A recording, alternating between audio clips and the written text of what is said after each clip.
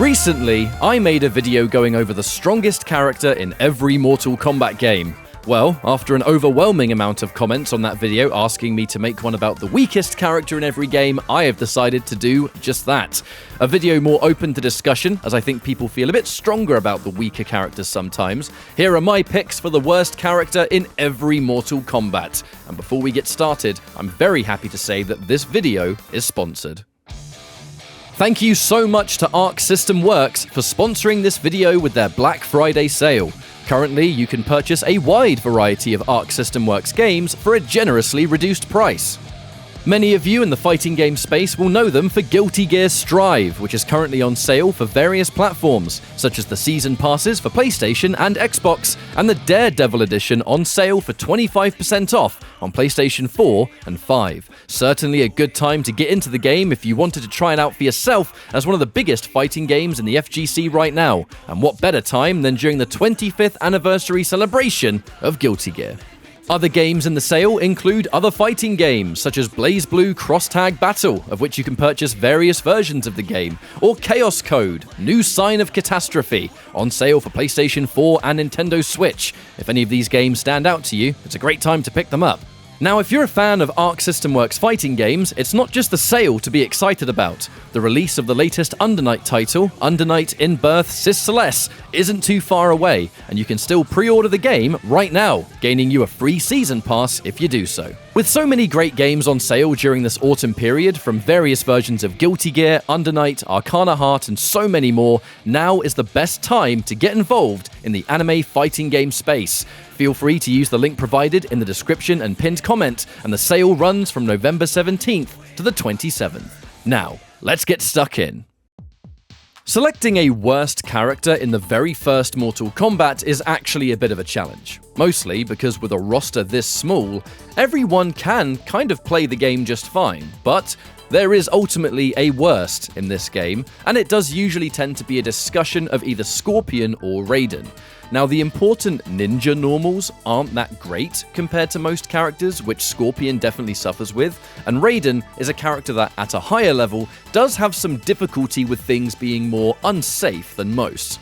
For this video, I have decided to list Raiden as the weakest. His Superman charge may be fast and appear safe to most things, but in certain counter-hit scenarios and depending on your screen position, this move can actually be unsafe on hit sometimes, which limits your combo enders and it makes you worry about cashing out damage. He also struggles with teleport being a huge risk for him, and his crouching buttons, particularly his low kicks, are vulnerable to the jab pressure that this game can often have. He does have some decent moves still, like his projectile for instance, so it's not a totally helpless situation, but in this game, someone has to be the worst, and Raiden's risk doesn't quite match his reward, especially in the final revision, where many, if not all, of his TOD combos are no longer possible. Mortal Kombat 2's weakest character is one you may already know if you've watched this channel for a long time, and I still get people disagreeing with me whenever it's mentioned. But seriously, every MK2 player I have ever spoken to has always said that they believe Reptile to be the worst in the game, and here's why. The biggest problems Reptile has is that he's fairly reactable. Mortal Kombat 2 is a game where less is more at high level, and waiting for things to react to is a common tactic. Reptile's most iconic special move in Force Ball is punishable on reaction with a jump in. It's very slow on startup, and it can be generally hard to hit people with. He has an okay projectile in Acid Spit, his slide is alright, although he's not the only character in this game with a slide, and his invisibility can be a nice gimmick, but compared to the tools of the more dangerous characters, combined with his punishable Force Ball, Reptile struggles to make a significant impact in Mortal Kombat 2. But as always, feel free to disagree.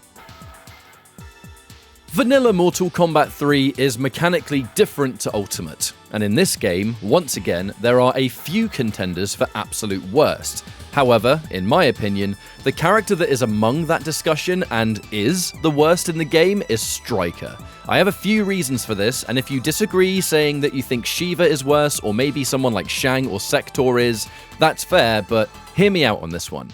Striker genuinely has nothing going for him. He has weak damage, slow projectiles, is generally small, so run jabs are bad, very one-dimensional specials in general, and here's the biggest problem. His gun special that at least allowed for big combos and huge damage in Ultimate isn't present. He didn't actually have that move yet, so what he's left with is beyond a basic moveset, and with nothing to enforce gameplay-wise, forgettable damage, and not really having anything cheap to play with, this character almost doesn't exist. Now, in Ultimate MK3, this one's a lot easier to discuss. It's Shiva. 100% absolutely, it's Shiva. Not only did Shiva barely benefit from Ultimate's changes, like the combo system or relaunches or whatever, she was actually hurt more by most of them. While other characters may have been fixed or slightly improved, Shiva wasn't. Many of the new characters she struggled with in matchups. Relaunch combos that with Shiva are almost universal. Some combos characters can do pretty much only work on Shiva because of her hurtbox. This character struggled in every sense, especially against all of the popular characters. Being locked down in the corner by jabs, relaunched into massive damage, struggling to get in because of her size. She had some cool stuff, and I think she's fun to play, but so many characters could almost delete her from character select that she was a struggle character almost any time you fought a strong opponent. Things are going to get a bit weird in Trilogy because unlike the strongest character, who is absolutely Noob Saibot in both major versions, the weakest character in Trilogy depends on N64, or the other version most commonly known for being PlayStation. I consulted BuySpeed's Trilogy list for this one because when it comes to YouTube, he is absolutely my go-to for competitive Mortal Kombat Trilogy. Check him out.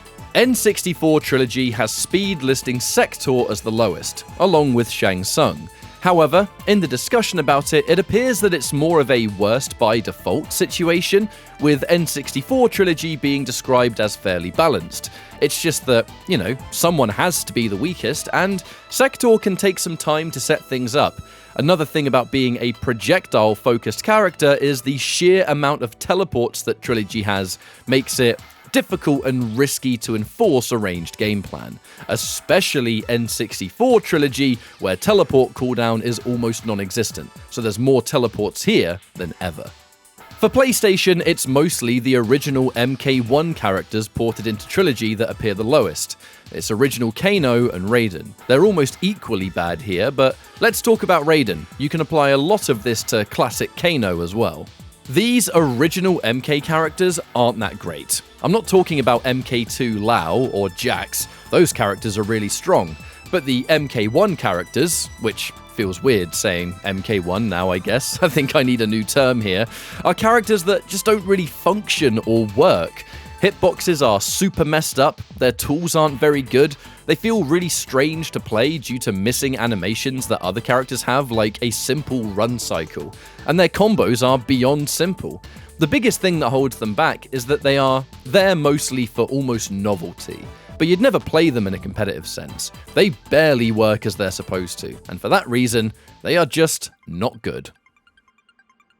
As always, the absolute weakest in Mortal Kombat 4 is a contest between a few characters, Quan Chi, Shinnok, and Kai.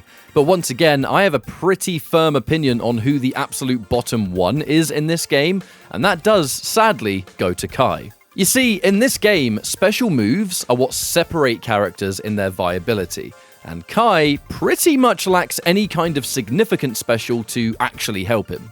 He has extremely poor fireballs that almost have a non-existent chance of actually hitting the opponent. They're a cool idea, but their hitboxes are just bad. There's no other way to put it. Combine this with his other significant special move in handstand stance, and while it looks pretty funny, it is super gimmicky, and it won't really hit anyone in a high-level match. His only usable special is the upwards flying punch, but that move alone is not enough to save an entire character. There are words from ancient forum posts about Kai's weapon being pretty good in certain situations, mostly in the corner, but a weapon is so easy to remove against a character in this game that it's unlikely an entire match will see the weapon being used before it's hit out of your hands. Kai made his debut here, but did not make a lasting impact, unlike the other new characters in MK4 that were actually decent. Now, usually I would include MK Gold as the next game, however the bottom tier of that one is unchanged, as the only thing the new characters did to Gold was update the top tiers with pretty much all of the new fighters. The worst characters remained exactly the same, so Kai, unfortunately, stays at the bottom. Deadly Alliance has a very commonly agreed to bottom tier, Cyrax, unfortunately. Now, this is again a character you may have already known about if you've watched this channel before, but here's the issue. He just doesn't do any damage. Deadly Alliance is a game where strong mix-ups, high damage, and useful stance abilities mean a great deal, and Cyrax, for the most part, lacks all of these things. If he ever does have mix-up options, they are single hits and they lead to low damage. His stance abilities are absolutely rubbish. Seriously, he has a backflip and a taunt. Neither of those are good in this game. And finally, his damage is worse than mediocre. Any hit he lands will scale like mad, even the branching combos between stances. It results in damage output that you just don't have to fear as the opponent. And believe it or not, he even has a bomb reset in this game to chain 2 combos together for the price of 1, and he's still barely getting damage that most other characters get by just hitting you 1 time. It's unfortunate because Cyrax aesthetically is incredibly cool in this game, and he's one of the more expensive characters to unlock, requiring the hardest to grind currency. But when you finally get him, he just wasn't worth the grind. Mortal Kombat Deception is yet another game with various characters in discussion for absolute weakest. But one name pops up all the time in Deception tier lists, and that is Sindel. Sindel has one major weakness that alone could put her in contest for weakest in the game, and that is by far the worst throw in Deception. When Sindel hits her throw, the opponent can quick rise. Now, other throws can do this, but the issue here is that when the opponent quick rises, sometimes Sindel is still finishing her throw animation, and can occasionally be punished on hit for landing her throw. This is a major problem, as throws are core to the meta of MK Deception. This game introduced free throws, as they are now unblockable and can be done meaty after certain moves to guarantee them. And if your throw can leave you unsafe on hit, that is a huge weakness for a character to have, especially with the damage output or various infinites that characters can enforce for hitting you a single time. Couple this with her first hand-to-hand being so bad it's unusable, her other moves in general not gathering major reward due to the abundance of high attacks. She's a pretty forgettable character mechanically, and then you add the unsafe throw on top of it. This character is unfortunately just not good in MK Deception. Returning to Armageddon for yet another video, as we always must, we have a return appearance. Kai was playable once more, having missed all the games since MK4, but sadly, Kai remains at the very bottom of the tier list.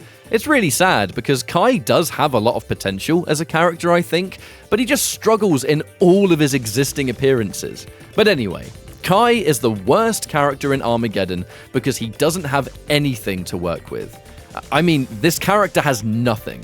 Absurdly low damage, incredibly unsafe on almost everything he has, no real mix-up potential, and his specials, oh my word, the specials are so bad once again. Outside of his rising uppercut kick, which can at least do okay damage, his fireballs somehow manage to be even worse in Armageddon. His weapon stance is single hits only, and again, really unsafe. Kai is a character I've covered in the past for this game, and there isn't much to add from previous discussions, only that he's really unsafe, does low damage, has no mix-up, and a bunch of unusable special moves. In a game full of god tiers and broken tech, he simply cannot compete. When you look up a tier list for Mortal Kombat vs DC Universe, as rare as they can be, truth be told, there are 2 names that always pop up right at the bottom. Catwoman and Lex Luthor. Guess which character I've seen at the absolute bottom of the most? Lex Luthor is so simple in gameplay compared to a roster full of characters that are doing some pretty wild stuff. It's not so different to Armageddon in that respect, because if you have only simple tools in a game with infinites, loops, guaranteed unblockables, combo breaker combos, weird OTG situations, you're going to struggle. That's just the way it is. And Lex Luthor does struggle. He has standard special moves in some projectiles and a flying kick, some combo strings that can at least hit confirm into okay damage, but none of it is really scary. It's all really basic stuff, and the only time Lex Luthor is likely to make a dent in a matchup is if the opponent doesn't know the matchup. He did have some alright combo damage in online play because the online game is mechanically different due to lag, causing things to connect differently than they should. But offline, he is way more limited, and offline is where tier lists are properly made. I actually enjoy using Lex Luthor in this game because he's so easy to learn, but really, he's just Sector at home. He would eventually be much better in the first Injustice. Mortal Kombat 9 has a lot of low tiers, and they struggle to compete in the meta. But one in particular I strongly believe to be the worst is sadly Jade. Jade is a cool character on paper. She has a projectile immune glow, various glaive directions, and the enhanced version comes back for pressure. But her overall issue is accessing high damage, or obtaining pressure that actually works properly, while dealing with the countless, really difficult matchups at the same time. So many of her fast buttons are highs, or they can be poked out of. She has a pretty good fast mid, but this mid won't actually combo into anything for huge damage. Her other mids for getting full combos are a lot slower, and they only work for punish situations. If Jade wants to get block pressure from her enhanced glaive toss, she has to spend meter, but due to limited mix-up options, the meter is spent for a simple situation, not a guaranteed thing that you can land huge damage from, unlike what many other characters can do here.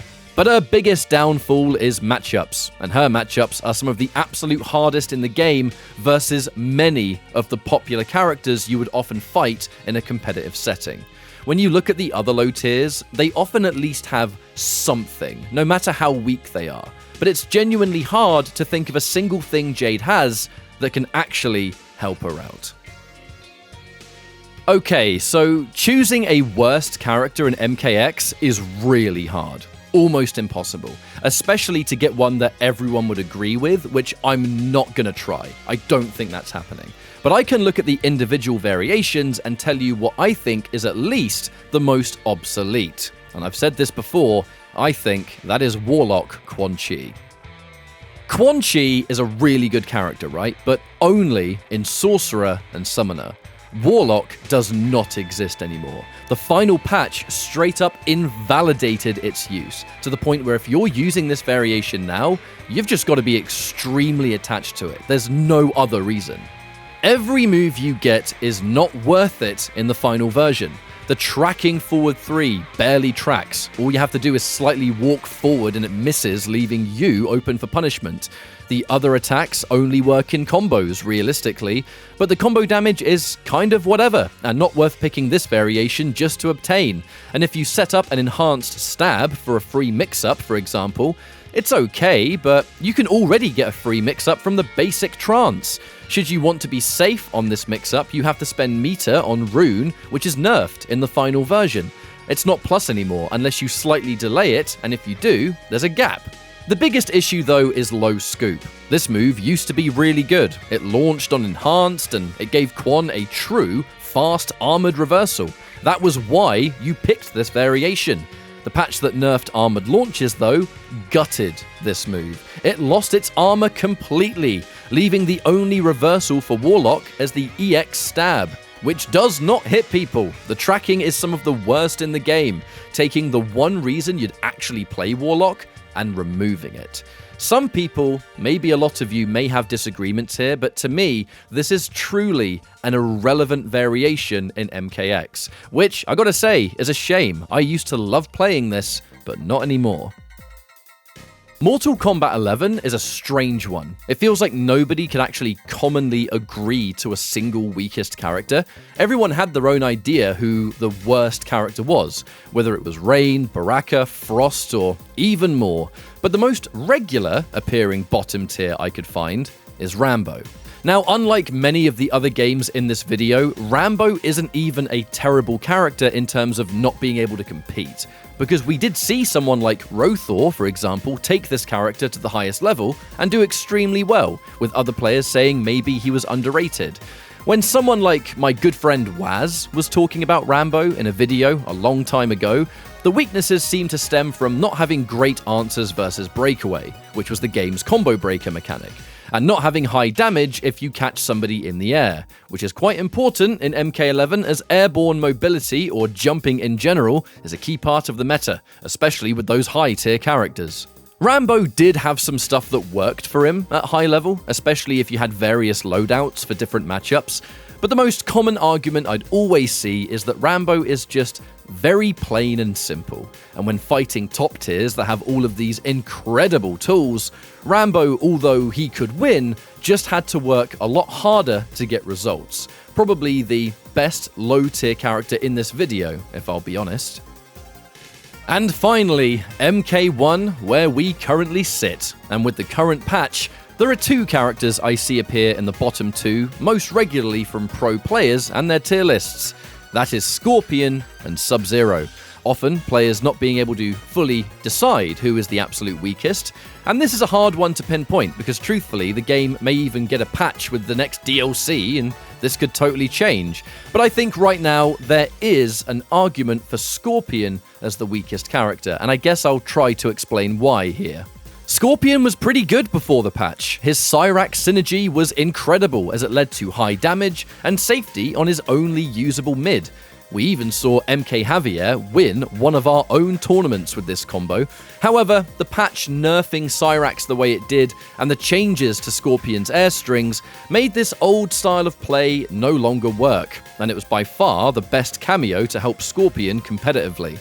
Whereas the patch didn't really affect Sub-Zero in any way, his cameos were already Lau or Serena, for example, the nerfs didn't change him. The nerfs to cameos did alter Scorpion in a big way, however. Now, to choose a cameo to make Deathspin safer in this patch, you lose important tools elsewhere. If you want more combo damage, you risk making his mid into Deathspin more unsafe, and many of the cameos you choose with Scorpion now lower your overall health. I still think Scorpion and Sector is a highly underrated combo, and maybe there's just more time needed here. But Scorpion got hit bad in the patch, it seems, and he does struggle a lot more now than he did before. But give it time, because tier lists for this game change almost daily, and who knows where he'll sit in the future. And that's our list for every MK game and its weakest character competitively. I would like to extend another massive thank you to Arc System Works for sponsoring this video, and once again check out their Black Friday sale with countless games to get your hands on for your fighting game fix. Take care of yourselves everyone, and I will see you next time. Goodbye.